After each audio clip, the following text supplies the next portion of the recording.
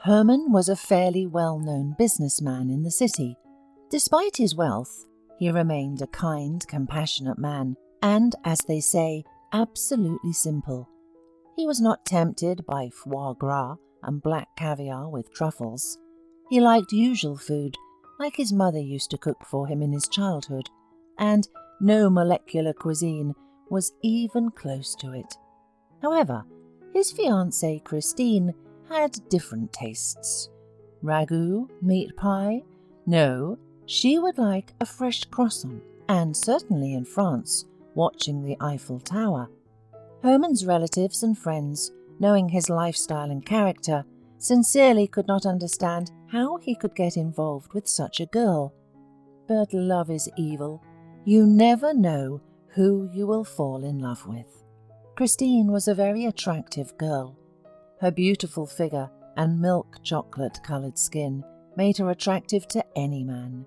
And, as Christine herself believed, her beauty had no equal after she had corrected her lips and cheekbones with a plastic surgery. The girl had long, thick straw-coloured hair, and her huge blue eyes looked so sincere and naive that Herman had no chance against her. Moreover, Christine was extremely charming and knew how to use her attractiveness. She was lively and, importantly, always laughed at Herman's jokes at the right time. She showed extreme interest in the business and hobbies of her man, and took care of him after a hard day. And, in bed, she demonstrated miracles. So shortly after they met, Herman and Christine were already living together in his house.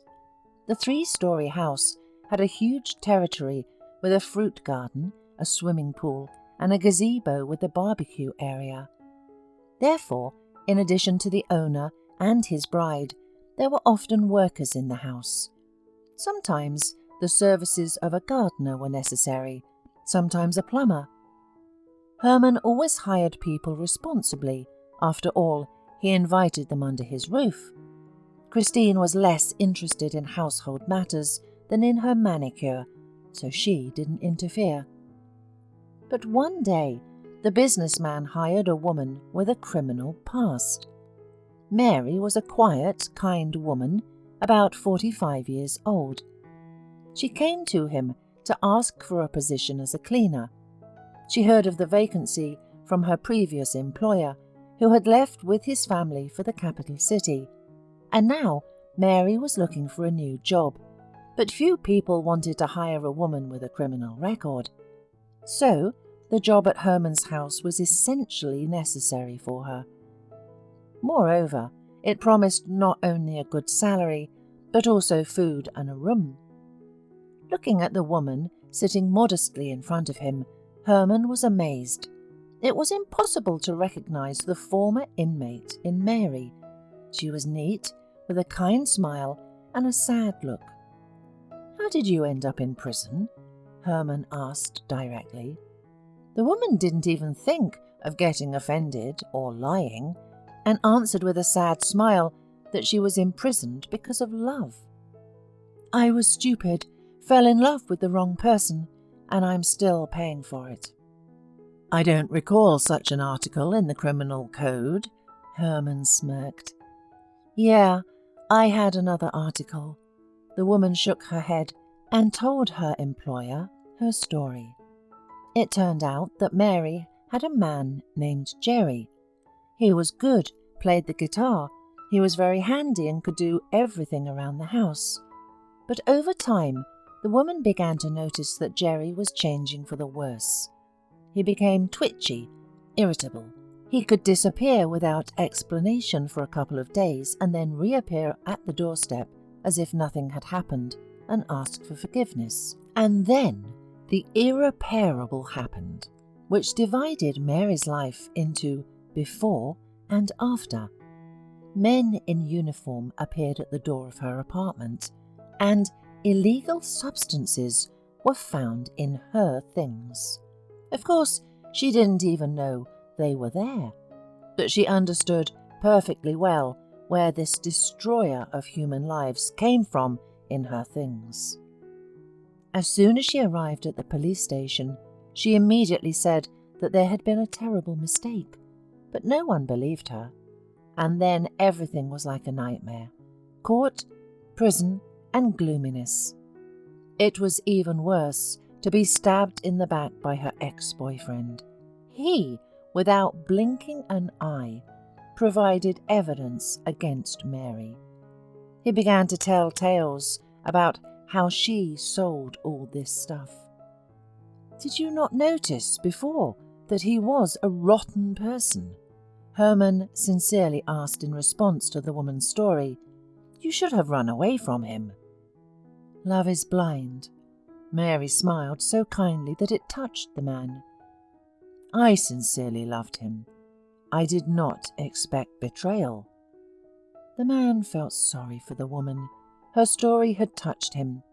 He loved justice, believed in the law of karma, and believed that one should always act according to conscience. It was no wonder he ran an honest business. Therefore, such injustice towards Mary greatly upset him. Why don't you apply for rehabilitation? The man insisted. I was immediately warned in prison. Just try to file a complaint against someone, and you will be charged again under the same article, but for a longer period of time. So I decided it would be better to forget everything like a bad dream. But after serving time, my nightmare didn't end. People don't want to hire me for work, and they don't want to have anything to do with me. In the end, kind-hearted Herman, unlike many others, believed the woman. Moreover, he believed that people should be given a second chance. So, the wealthy businessman decided to hire the former prisoner for work and even let her live in his house. Everything would have been good, but as soon as his fiancée Christine found out that there would be a jailbird in the same house with her, she fell into hysterics. How is that possible? She complained to Herman, theatrically wringing her hands and occasionally breaking into a shrill scream. Do you want me to live here with a real criminal? A convict? You don't value me at all. What if she cuts my throat at night? Huh? What if she steals something? Who knows what ex-convicts are capable of? Or what kind of friends she has left in the prison? What she learned there? Fire her, Herman, before it gets worse. But Herman could not fire the woman he believed in, and whose destiny was already difficult enough. Besides, there was no reason to fire her. Don't waste your breath, Christine, Herman objected wearily to his hysterical fiancée. Mary is doing her job perfectly. There's no dust in the house. Everything is clean. All the clothes are in order. Nobody else complains about her. It's just you who are driving me crazy. And you can't even see her at all. She's always busy with work. You should take her as an example, because you're getting all sorts of nonsense in your head out of boredom. Find something to do. After such words and accusations, Christine harboured even more resentment. If she couldn't vent her anger on her potential husband, then on the maid with such a grim past, why not? The woman started small. She would break something or spill a drink right on the carpet in front of Mary. Oh, I'm so clumsy. She looked at the cleaning lady with her childishly naive eyes, fluttering her eyelashes like a fan. I'm sorry, just clean this up properly. Make sure there are no traces on the carpet. Saying this, Christine smiled cunningly and maliciously. The grin of a hyena did not fit her beautiful face at all. It's a pity she didn't risk showing this side of her nature to her fiancé. Then Christine had gone so far as to ruin her own things. Blouses, dresses and skirts. Of course, she blamed Mary for everything. The woman, in her opinion, just didn't know how to handle expensive things properly. "Just look, Herman, what she has done to the cashmere sweater. She washed it wrong and now it's shrunken," the girl lamented, waving a grey sweater. "This is branded knitwear and she turned it into a rag."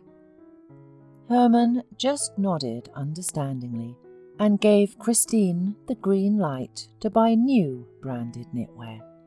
On top of all the accusations, Christine used to sting the worker with sharp words. "You have such an interesting style today, Mary," the girl sneered, casting a contemptuous glance at the cleaning lady in a plain grey dress. "Is it a habit from your prison life to wear such a robe, or have you always had such bad taste?" Another time, she wrinkled her nose and demonstratively left the room where Mary was cleaning. "It smells like in prison here. Mary, open the windows and ventilate the room," the girl commanded, walking away. All the time, Mary just remained silent, behaved decently, and tried not to cross paths with the harmful Christine any more than necessary. However, later on things took a more serious turn. First, Herman began to lose small sums of money, from a jacket pocket, from a wallet, a couple of bills, the loss of which Herman might not even have noticed. But one day, $300 lay on the bedside table, and he threw them into his pocket. And the next day he wanted to pay for gas and realized that his pocket was empty. "I told you this would all end up like this," Christine rebuked her fiancé, but then, as if mercifully, she hugged his shoulders and whispered hotly in his ear, "It's all because of your kindness. You hire wretched and mean people to work, and look, they're stealing money from you." "It can't be Mary," Herman insisted. "But who else could it be? Do you think it's me? But I don't even use cash." That was true. Christine had received an unlimited card from her wealthy fiancé and used it in boutiques, waving it over terminals like a magic wand. Thanks to such contactless magic, her wardrobe had grown to unprecedented proportions, and an Arab princess would have envied Christine's jewellery reserves. "You need to be stricter with her," the blonde coaxed, sitting on Herman's lap for effect. "She needs to be reined in, otherwise she'll get completely out of control. Today she's taking money from your wallet, but what will she do tomorrow?" "I'll talk to her," Herman sighed, acknowledging that the problem needed to be addressed. "You need to be stricter with her," the blonde coaxed, sitting on Herman's lap for effect. "She needs to be reined in, otherwise she'll get completely out of control. Today she's taking money from your wallet, but what will she do tomorrow?" "I'll talk to her," Herman sighed, acknowledging that the problem needed to be addressed. But he kept putting it off. At first, there was a lot of work, and then it was forgotten in the busyness. And honestly speaking, he didn't want to believe that the kind-hearted Mary was a thief. Although the worm of doubt gnawed at his soul, maybe she really learned it in prison. Life there isn't easy. But as soon as the disappearance of money stopped, Christine's things began to go missing from the house. "She's the one doing it," Christine shouted, throwing her dresses around the room. "She stole my dresses and the perfumes too." "Why would she need your dresses?" Herman tried to calm his bride. "Don't make a fuss. How old is she? Where would she go in your miniskirts? To a disco?" Herman really didn't understand why anyone would need one of Christina's fabulously expensive but obscenely revealing outfits. Mary clearly didn't wear such things. Later, Christine noticed the disappearance of jewellery. "The ring you had given me vanished. I looked everywhere, but it's exactly not in the house," she pouted, complaining about the loss to Herman. "And Pandora's bracelet too, my favourite, by the way." "Maybe they rolled somewhere," Herman suggested, still not wanting to believe the worst. Of course, they rolled away. Christine nodded her beautiful head. Into the pocket of your criminal. She's probably already sold them and drank the money, or whatever she used to do with stolen money. And once, getting ready for a business meeting, Herman wanted to wear one of his favourite watches. He had a whole collection of wristwatches, but the needed one wasn't in its place. That evening, Herman met with his childhood friend Ryan for a drink. "Why are you so gloomy?" Ryan asked, immediately noticing his friend's troubled look. "Did you have a fight with Christine? Or something at work?" "No, everything's great there." The man waved his hand. "There's trouble at home. Things have started to disappear." "Vanishing or something?" Ryan laughed. "So you know. Hire ghost hunters, or, as my grandmother has taught me, say 3 times, 'House elf, play a game and give it back. Maybe you'll find the missing thing.'" "Very funny." Herman snorted, good-natured. "I'm telling you seriously, someone is stealing things. At first they took small things, and then expensive jewellery started disappearing from Christine's place. Today my watch is gone." "So, why haven't you gone to the police yet?" the friend asked, pouring the contents of the decanter into glasses. "I don't want to cause a commotion, you understand? I hired a woman who has already served her time. They won't bother to investigate, they'll just send her back to prison, and I can't ruin someone's life like that." "You're too kind, Herman. You have always been." Ryan shook his head disapprovingly, clinking glasses with his friend.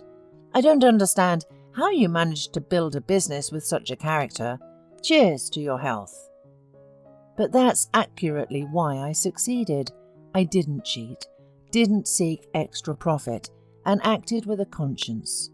I'll tell you this, maybe I'm not the richest man, but I sleep well and calmly, and I don't want to take sin on my soul. There are many employees in my house. I can't just blame everything on Mary." Herman answered categorically, downing the fiery drink. "She's still such a wonderful woman. I treat her like a mother. And here is such a thing, and such an unpleasant suspicion." "Do you know how we can check everything?" Ryan said hoarsely, wrinkling his nose from the strength of his drink. "You should install hidden cameras in the house and observe who's disturbing your trinkets." Herman found the idea sensible. That way, he could collect evidence and quietly resolve the situation. Deep in his soul, he hardly doubted that Mary was behind it all. But Herman had no idea that installing a video surveillance camera would only be the beginning. The first day of recording showed nothing interesting. Neither did the second nor the third. Everyone in the house was busy with their own duties, not even slacking off from work. Herman was already desperate to catch the culprit red-handed, but on the 8th day of secret surveillance of the house's life, the man noticed another disappearance. Handcrafted cufflinks of white gold, adorned with diamonds and black onyx, were missing from their box. Herman immediately turned on his laptop, opened the necessary program, and started reviewing the recording from his bedroom over the past day. He fast-forwarded through the footage of an empty room for a long time, but then stopped and paled at what he saw. His beloved and beautiful fiancée, Christine, entered the room, looking around. Gracefully swaying her hips, she walked to Herman's drawer of things, opened it, and ran her fingers over the boxes, stopping at the black one. "How could you, Christine?" the man muttered in complete shock and bewilderment, staring at the laptop screen. The reality didn't fit into his head. He gave her everything: housing, love, money. Did she do this because of Mary? Did she decide to frame her? Regardless of the righteous anger burning in the man's chest, he decided to uncover the truth and expose his fiancée. On the advice of Ryan, he hired a detective. The detective completed his job, working off every penny. It turned out that Christine's theft was only the tip of the iceberg of her lies. Her fiancé had a lover who was a compulsive gambler. He talked nonsense to Christine about how he was going to start his own business. The only problem was he never had enough money to make his dream come true. Moreover, he got into trouble and went into debt. If someone helped him, he would definitely return the money with interest. And Christine had the money, or, more precisely, Herman had earned them honestly. So she decided to help her lover at Herman's expense. A cunning plan ripened in her mind, how to frame Mary and get her lover out of debt. At first, Christine just took small sums of money, making it look like it was the cleaner. Then, Christine began to steal expensive items and pawn them, giving the money to her lover. Of course, she decided to blame Mary for the disappearance of precious things, who had a criminal past. Upon learning about his fiancée's treachery, Herman decided to be just as cunning as she was. He didn't reveal all of his cards right away. Instead, he planned to catch her in the act. One evening, he showed Mary a new ring with a huge stone that looked incredibly expensive. "Look," he demonstrated the ring. "It's worth a fortune." "You shouldn't leave it at home." The girl fluttered her eyelashes in concern. "Your dear cleaner might steal it." "I've decided to set a trap for our mysterious thief with its help," he confessed. "I'll hide it in the library, where I have a book safe, remember? I'll only tell Mary about it, so she can keep an eye on the ring. And if it gets stolen, then she's definitely guilty. After all, no one except her will know about the ring."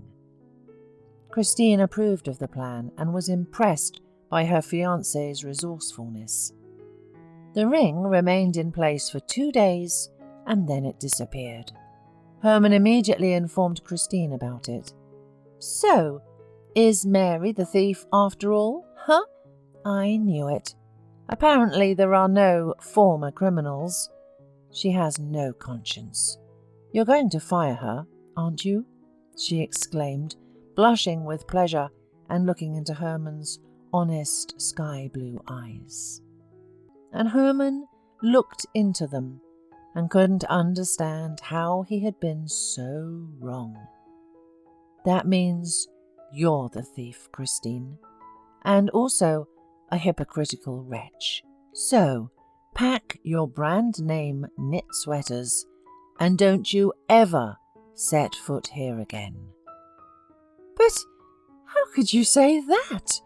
The girl's lips trembled, tears welling up in her eyes. "You said yourself only your convict knew about the ring." "But in fact, she didn't know about the ring," Herman admitted. "I only told you about it. Not a single living soul knew about it. It's a fake, by the way, just like you, so you can give it to your new sugar daddy. You won't make any money from it anyway." The breakup was loud and theatrical. Christine screamed, begged, pleaded. She threw herself on her knees in front of Herman, swearing her eternal love. "Give me one last chance, Herman," the girl prayed, grabbing her ex-fiancé's hands. "You forgive everyone, always help everyone. You even found work for that woman. But why am I not entitled to a second chance?" Herman was unbending. "You should have behaved yourself. If you continue to break the comedy, I'll call the police and present them with all the evidence of your thievery," Herman replied sternly. "Then we'll see who should really be behind bars, you or Mary." 6 months later, Herman found himself a new, truly lovely fiancée, Savannah. She didn't have the long legs that Christine did, and she never wore dresses with deep décolletage, but her heart was kind and her soul was fair. They soon got married and later had 2 sons. Mary stayed with their family not as a cleaner, but as a housekeeper. Over time, she became not just part of the staff, but a true member of the family. It's no wonder that Herman's children called her Grandma Mary. In secret from Mary, Herman learned about the fate of Jerry, the man who had betrayed the woman who loved him. He thought he should punish him for such a heinous act, but it turned out that he had been serving time in prison, and so Mary had been working for Herman until her old age. But it was not only a job, but quite a happy life, surrounded by people who appreciated her.